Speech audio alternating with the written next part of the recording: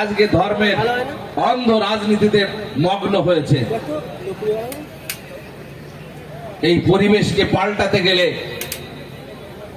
সাধারণ মানুষকে এগিয়ে আসতে হবে, আর ঘরে বসে থাকলে হবে না। এই জঘন্য নোংরা রাজনীতি প্রতিনিয়ত সোশ্যাল মিডিয়া যেগুলো আছে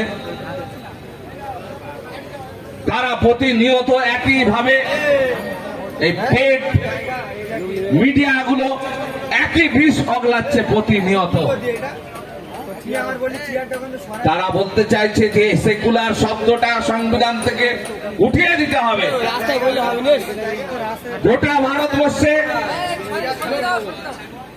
যে অন্ধকারের রাজনীতি নামিয়ে আনার চেষ্টা চলছে।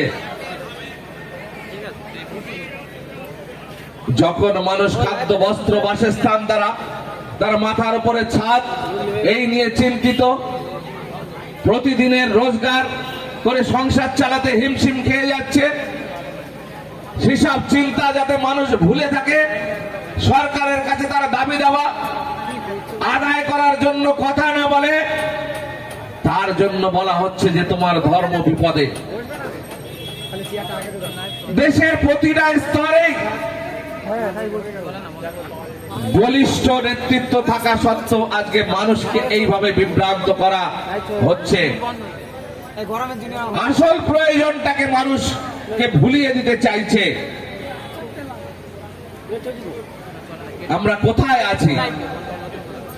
এই ভারতবর্ষের ঐতিহ্য, কৃষ্টি, কালচার গোটা পৃথিবী যাকে বিনম্র শ্রদ্ধা জানায়, যে পৃথিবীর মিলন ক্ষেত্র হচ্ছে ভারতবর্ষ, যেখানে বিভিন্ন ধর্মের মানুষ, বিভিন্ন ভাষার মানুষ, বিভিন্ন খাদ্য অভ্যাসের মানুষ, বিভিন্ন ধর্মের মানুষ একসঙ্গে মিলেমিশে ফেডারেল স্ট্রাকচারে তারা বসবাস করে, নিজেদের মধ্যে কোনো বিভেদ বিসংবাদ নেই।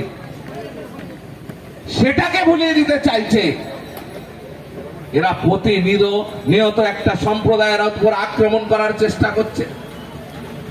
বাবরের বংশ, বাবরের জাত, বাবরের সন্তান এইসব বলে দাগিয়ে দেওয়ার চেষ্টা করছে। আসল ভারতবর্ষের ইতিহাসটাকে সম্পূর্ণভাবে কালিমালিপ্ত করার চেষ্টা করছে। আজকে ভারতবর্ষের এই যে লক্ষ লক্ষ কোটি কোটি মুসলমান সম্প্রদায়, এরা কোথায় থেকে এসছে? না, এরা বাবরের সম্প্রদায় নয়, এরা আমির শাহী থেকে কেউ আসেনি। এদের জন্ম এই ভারতবর্ষে। ভারতবর্ষের পিছিয়ে পড়া সম্প্রদায়ের একটা বৃহত্তম অংশ হচ্ছে ভারতবর্ষের মুসলিম। এটাকে ভুলিয়ে দেওয়ার চেষ্টা করলে হবে না। আমাদের রাজ্যের একজন